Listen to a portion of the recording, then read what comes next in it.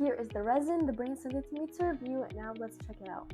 Here's everything that was included. It came with some epoxy hardener, epoxy resin, 2 scrapers, some gloves, 2 measuring cups, some wooden mixing sticks, some plastic mixing sticks, and 2 pumps for the epoxy hardener and epoxy resin. It also came with some step-by-step instructions on how to do it, and it's supposed to end up crystal clear.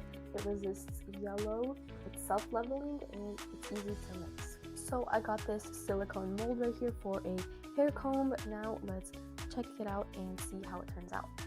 So I poured in both the hardener and the resin in and mixed it. Now let's pour it in.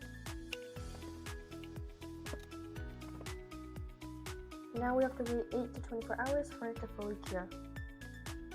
Here is how it turned out. Now let's peel it. So here is the hairbrush, and overall I think you should definitely check this resin out.